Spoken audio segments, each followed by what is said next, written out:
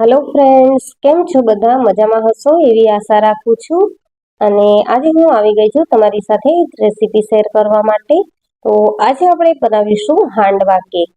આપણે તેને તીખી કેક પણ કહી શકીએ છીએ. તો આજે હું બે રીતે હાંડવો બનાવવાની છું, ઓવનમાં, અને હાંડવા પુડલા પણ બનાવવાની છું. તો મિત્રો, રેસીપી વિડીયો એન્ડ સુધી જરૂરથી જોજો. અને જો મારી ચેનલ પર નવા આવ્યા હો તો ચેનલને સબસ્ક્રાઇબ જરૂરથી કરજો. હાંડવાની જે રેસીપી છે, હાંડવું પહેલા તો પર્સનલી મને ખૂબ જ ફેવરેટ છે, એટલે મહિનામાં કે 15 દિવસે એકવાર તો હું બનાવતી જ હોઉં છું. અને હાંડવું એવી રેસીપી છે કે જે ફટાફટ બની જાય છે. તો શરૂ કરીશું. હાંડવો બનાવવા માટે અહીંયા મેં 5 પ્રકારની દાળ લઈ લીધી છે. બધી જ દાળનું પ્રમાણ મેં 2-2 ચમચી રાખ્યું છે. તુવેરની, અડદની, મગની મોગર, મગની છોતરાવાળી અને ચણા દાળ. સાથે જ જેટલી દાળ છે એનાથી ડબલ મેં ચોખા લીધા છે. તો 1 કપ દાળ હોય તો તમારે 2 કપ જેટલા ચોખા લેવાના છે. પરફેક્ટ એવું માપ છે, જેનાથી હાંડવો છે તે ખૂબ જ સરસ બનીને રેડી થશે. હવે દાળ ચોખાને આપણે સારી રીતે ધોઈ લઈશું અને 7 થી 8 કલાક જેવું પલાળી રાખીશું. તો મારી પાસે ટાઈમ હતો તો મેં અહીંયા ઓવરનાઇટ પલાળી રાખ્યું હતું. અને હવે દાળ ચોખા સારી રીતે પલળી ગયા છે, તો આપણે તેને મિક્સરમાં ગ્રાઇન્ડ કરી લઈશું. તો આ રીતે આપણે જે દાળ ચોખાનું પાણી હોય છે તે લેવાનું નથી, અને દાળ ચોખા એમ જ આપણે મિક્સર જારમાં ઉમેરી લઈશું.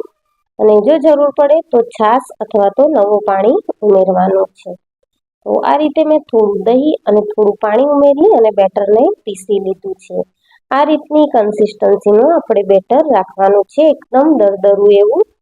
હવે થોડા એવા પ્રમાણમાં આપણે મીઠું ઉમેરીશું, જેથી કરીને ફર્મેન્ટેશન માટે આપણને હેલ્પ થઈ રહેશે અને ફટાફટ બેટર ફર્મેન્ટ થશે.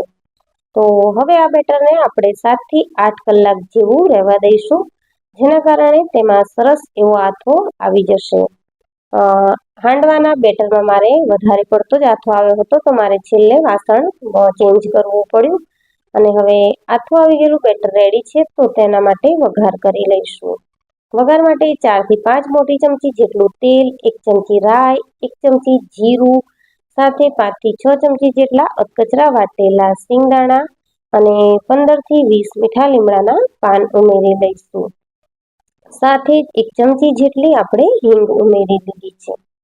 હવે મસાલામાં 1 ચમચી જેટલો હળદર પાવડર, અને સાથે આપણે લાલ મરચું ઉમેરીશું 1 ચમચી જેટલું. હાંડવાના બેટરમાં તમારે મસાલા આગળ પડતા જ રાખવાના છે, તો જ હાંડવો બનીને રેડી થશે, ત્યારે તેના મસાલા પરફેક્ટ એવા રહેશે.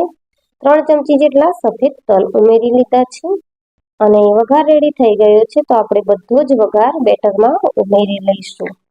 તો આ રીતે વઘાર ઉમેરી લઈ અને આપણે બેટરને સારી રીતે ફેટી લેવાનું છે. તો અહીંયા મેં બધો જ મસાલો છે તે આ બેટરમાં કરી લીધો છે. હવે આપણે આમાંથી ડાયરેક્ટ જ હાંડવો બનાવીશું. મીઠું આપણને જ્યારે બેટરને ફર્મેન્ટ થવા મૂક્યું ત્યારે એડ કર્યું હતું, એટલે ઘટતું મીઠું આપણે ઉમેરીશું. અને સાથે 2 મોટી ચમચી જેટલું ધાણા જીરું પાવડર અને 1 ચમચી જેટલો આપણે ગરમ મસાલો ઉમેરવાનો છે. સાથે જ 2 થી 3 મોટી ચમચી જેટલી આદુ મરચાં લસણની પેસ્ટ ઉમેરીશું. આદુ મરચાં લસણની પેસ્ટથી હાંડવાનો ટેસ્ટ છે તે ખૂબ જ સારો આવે છે અને ખાવામાં ખૂબ જ ટેસ્ટી લાગે છે. બધા જ મસાલા કરી લીધા બાદ આપણે બેટરને આ રીતે ફેટી લઈશું. અને હવે આપણું બેટર છે તે હાંડવો બનાવવા માટે રેડી છે. તો મસાલા સારી રીતે મિક્સ થાય એ વાતનું ખાસ ધ્યાન રાખવાનું.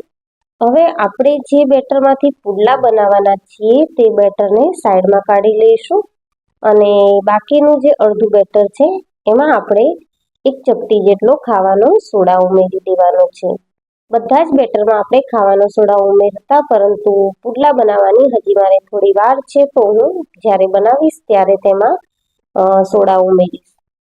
આ રીતે મેં હાંડવાનું જે મોલ્ડ છે, આપણે ખમણ ઢોકળા બનાવતા હોઈએ તેમાં તેલ લગાવી લીધું છે અને થોડા એવા સફેદ તલ સ્પ્રેડ કરી લીધા છે. હવે રેડી કરેલું હાંડવા બેટર છે તે આપણે તેમાં ઉમેરી લઈશું અને ઉપરથી સફેદ તલ આ રીતે સ્પ્રેડ કરી લઈશું. ઓવનને મેં 200 ડિગ્રી પર 5 મિનિટ માટે પ્રીહીટ કરી લીધું હતું અને હવે આપણે લગભગ 20 મિનિટ માટે 200 ટેમ્પરેચર પર મૂકી દેવાનું છે અને 20 મિનિટ બાદ આપણો હાંડવો છે તે બનીને કમ્પ્લીટ રેડી થઈ જશે. જ્યાં સુધી ઓવનમાં હાંડવો બને છે ત્યાં સુધી આપણે અહીંયા પુડલા બનાવી લઈશું. તો હાંડવાના પુડલા બનાવવા માટે બને ત્યાં સુધી તમારે નોનસ્ટિક પેન જ વાપરવાની અને આ બેટરમાં ચપટી જેટલો ખાવાનો સોડા ઉમેરી અને મેં આ રીતે પુડલાને સ્પ્રેડ કરી લીધા છે. તો બરાબર ગરમ હોય એ વાતનું ખાસ ધ્યાન રાખવાનું. તો આ રીતે આપણે એકદમ પતલા એવા હાંડવાના પુડલા બનાવી લઈશું અને પુડલાની ઉપર સફેદ તલ સ્પ્રેડ કરી લઈશું. તો મારા ઘરમાં જ્યારે પણ હાંડવો બને છે ત્યારે 2 થી 3 ટાઈપમાં બને છે. હું કાં તો કડાઈમાં બનાવું છું કાં તો ઓવનમાં, અને મારા મિસ્ટર માટે ઓલવેઝ હું આ રીતે પુડલા જ બનાવતી હોઉં છું કારણ કે તેમને આ પુડલા જ પસંદ આવે છે.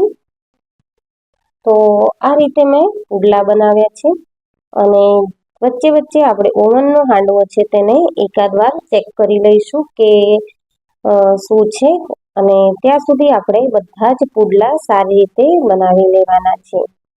બેટર જો પુડલા જાડા બનતા હોય તો બેટરમાં થોડું પાણી ઉમેરી અને બેટરને સહેજ પતલું કરી લેજો, જેથી કરીને પુડલાનું બેટર છે તે સારી રીતે સ્પ્રેડ થશે અને પુડલા એકદમ પતલા એવા બનશે. તો હાંડવાના પુડલા છે એ એકદમ ક્રિસ્પી એવા બનીને રેડી થાય છે એટલે ખાવાની ખૂબ જ મજા આવે છે. તો હાંડવા પુડલા આપણા બનીને રેડી છે અને 20 મિનિટ ઓવનમાં થઈ ગઈ છે. તો ચેક કરી લઈશું કે આપણો હાંડવો રેડી છે. તો ચપ્પુની મદદથી આપણે ચેક કરી લેવાનો છે કે હાંડવો રેડી છે કે નહીં. તો અહીંયા મેં ચેક કર્યું છે તો કમ્પ્લીટ એવો હાંડવો આપણો અંદર સુધી શેકાઈ ગયો છે. હવે હાંડવાને આ રીતે ડિમોલ્ડ કરી લઈશું અને ત્યારબાદ આપણે તેને ચપ્પુથી કટ કરી લઈશું.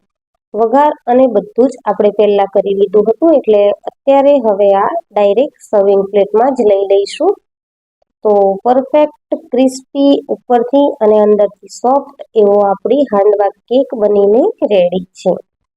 તો મિત્રો, તમને આ રેસીપી કેવી લાગી તે મને કમેન્ટ સેક્શનમાં જરૂરથી જણાવજો અને જો તમે આ રીતે ઓવનમાં ટ્રાય ન કર્યો હોય તો જરૂરથી કરજો. જો તમને મારી રેસીપીઓ ગમતી હોય તો વિડીયોને લાઈક કરજો અને શેર કરજો, અને જો મારી ચેનલ પર નવા આવ્યા હો તો ચેનલને સબસ્ક્રાઈબ જરૂરથી કરજો. Thank you for watching.